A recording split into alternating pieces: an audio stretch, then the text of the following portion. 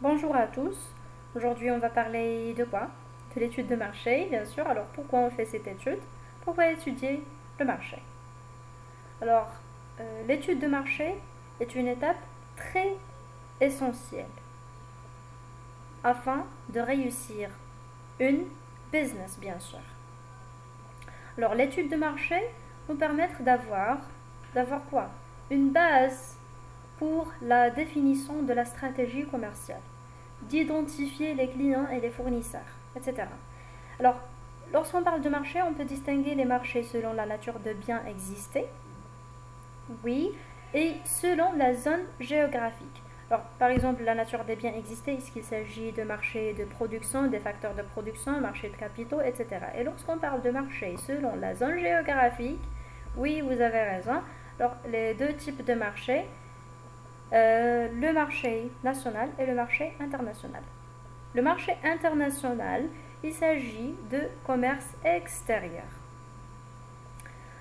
Alors, échange des biens ou de services entre les pays. Alors, lorsqu'on dit ça, on parle de quoi?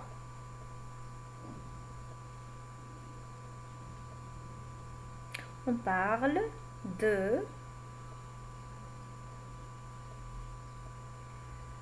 exactement import et export.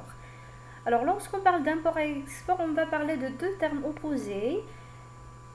Des lois qui réglementent ces actions, le protectionnisme. Alors le libre-échange, le protectionnisme, c'est la mise en œuvre des moyens destinés à limiter l'accès au territoire national des produits ou de services.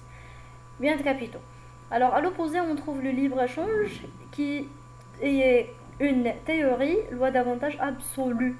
Loi des avantages comparatifs, les pays dans ce cas sont dans des situations avantageuses dès lors qu'ils ouvrent leurs frontières. Maintenant, on va passer de parler de la balance commerciale. Alors, la balance commerciale, il s'agit, bien, c'est la différence entre les exportations et l'importation.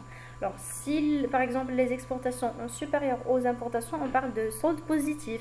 S'il y a d'équilibre, c'est un solde nul. S'il y a par exemple exportations sont inférieures aux importations, il s'agit d'une situation déficitaire.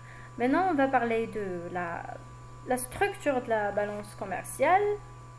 C'est selon la nature des produits échangés, le degré de technologie incorporé. Par exemple, le pays exporte-t-il surtout de matières premières, des produits agricoles, de l'énergie ou bien de production, et est-ce qu'il exporte par exemple des biens à coefficient de recherche de main-d'œuvre qualifiée, etc. Voilà, c'est la fin. Merci pour votre attention.